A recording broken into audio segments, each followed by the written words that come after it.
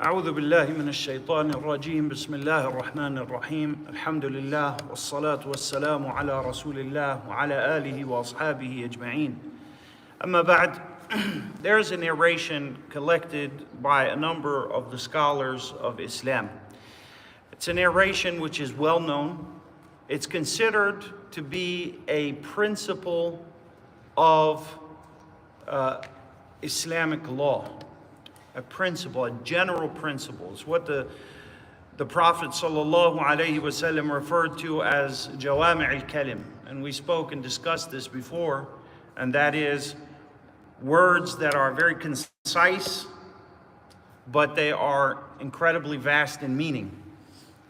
And we mentioned that this style of speaking and this ability to take very complex things and put them into a concise, easy to understand, easy to memorize narration or verse of the Quran. This is one of the miracles of our Prophet sallallahu alaihi wasallam. This particular narration was collected by Imam Ahmad in his Musnad, Imam Malik in his Muwatta, Al-Hakim al-Naysaburi in his Mustadrak. And he mentions that this narration is authentic according to the conditions of Imam Muslim. And Al-Dhahabi rahimahullah as well agreed with him. So this narration is a high level of authenticity. Its chain of narration is very strong, and its meanings are throughout the Quran and Sunnah. This narration is on the authority of Ibn Abbas radiyallahu anhuma. And this narration is going to clash with our culture today in America. It's going to clash. It's very strange to us. Because in our society, the golden rule is do unto others as they do to you, right? Or as is done to you. This is a devilish way of thinking and behaving.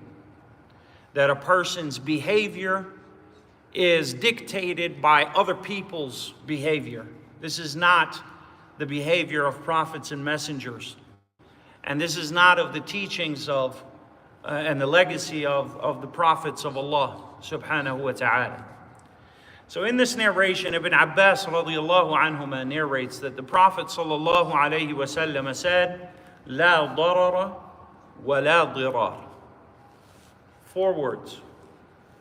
4 words, if you were to understand them and implement them, this gives you a good idea and a good estimate of the majority of your dealings with the rest of humanity. Even animals, even other people's property, etc. So he says, sallallahu alayhi wasallam, one is to never initiate harm nor reciprocate it. That's the narration. One is to never initiate harm, nor reciprocate it. Harm and transgression stops with the Muslim. When it reaches the Muslim, it stops there. It doesn't continue. The cycle is broken with the followers of Muhammad sallallahu alayhi wasallam. So the Prophet sallallahu alayhi wasallam tells us here that one is to never initiate harm on another person's body, physical harm on a person's emotions, harm on a person's property, harm on a person's dignity. Never to initiate harm. And that is, of course, without right to do so. So for instance, a person who harms, he is harmed. But that is at a government level. Why? That is to protect and for the overall safety and serenity of the rest of larger society. But the Prophet ﷺ tells us here that la darara wa la dirar, a person is never to initiate harm. So a person in the first place is not to ever transgress and harm another person. We said before, the narration of Abdullah ibn Umar in Sahih al-Bukhari, the Prophet ﷺ said that there is a tree that is most like the believer. Some of you may remember when we mentioned this narration.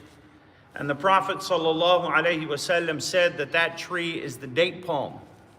And we mentioned that one of the reasons that the date palm is so similar to the believer is that the date palm is not harmful at its least.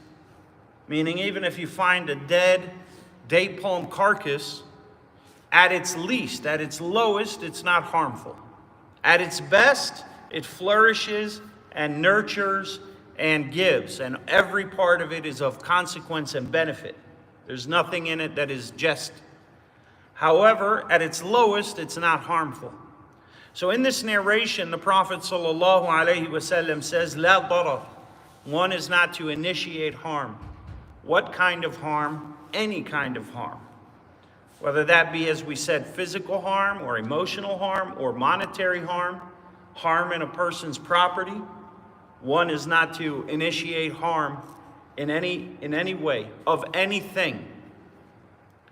And that really shows us the difference between Islamic law and the Islamic legislation and the society law, or the law of society, for the people and of the people and by the people, etc. All this propaganda.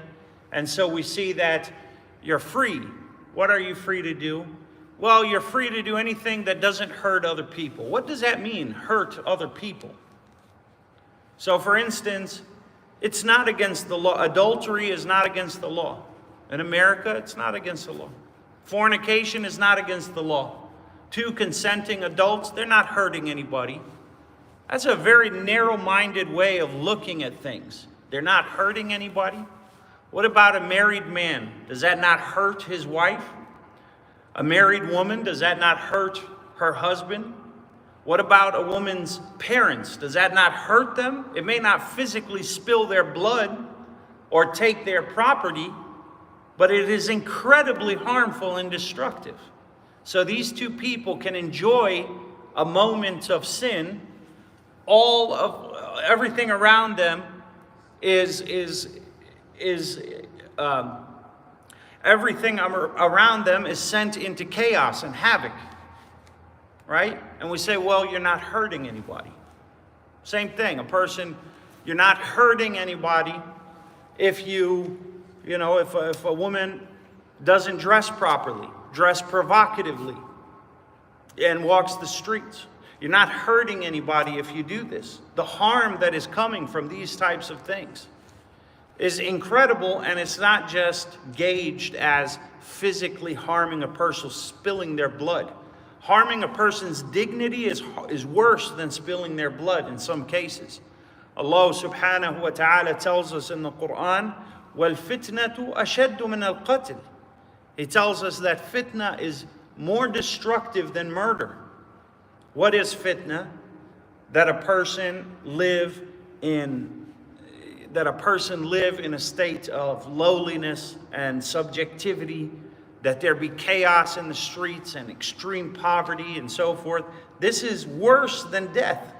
That a person be displaced, a person is in his community, he has his family, he raises his kids, and then all of a sudden one of them goes on YouTube or goes on one of these social media platforms and comes out to the world.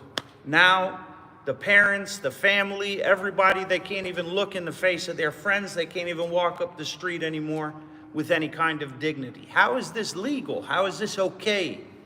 And the idea is, well, you're not hurting anyone. A man who betrays his wife, or a woman who betrays her husband, and they cheat on them. How is this not harmful? You're completely ripping apart a person emotionally, many times financially, etc. That's why these things are incredibly haram in Islam, because it's much bigger, its effect is much more broad than merely, it's my body, I can do with it what I want. This idea, right, is very destructive. Also the idea of, as long as you're not hurting anybody, what's the harm in it? No, there's harm. And hurting comes in a variety of ways. It's not just spilling a person's blood or stealing their property.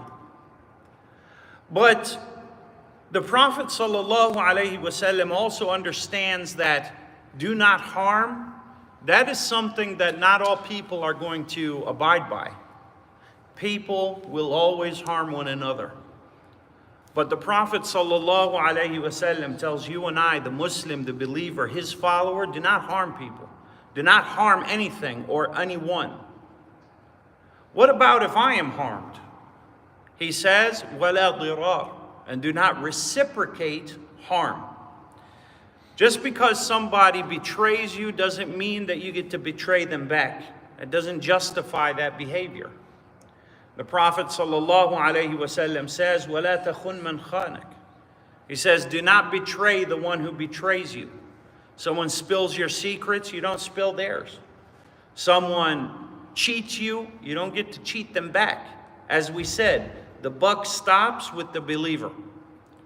When it reaches the believer, harm, evil, when it reaches the believer, it stops there. He kills it there. And it doesn't continue. The cycle ends with the follower of Muhammad sallallahu alayhi wasallam. And so we are taught not to treat others as they treat us. We are taught to treat others as we wish to be treated. That we treat others as we wish to be treated. This psychology of it's happening anyways, so why not me? The other day I watched an interview with a conglomerate that owns a group of the biggest corporations which are online for pornography, right? And who is the owner, the head, at the helm of all of this? A rabbi. And he sits there and he's asked, you're a religious man, how are you peddling this pornography to worldwide scale? A third of the internet is dedicated to this filth. He says, look, people are going to do it anyways.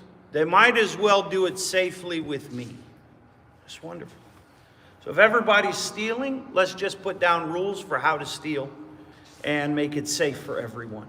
And this is what causes societies to go under.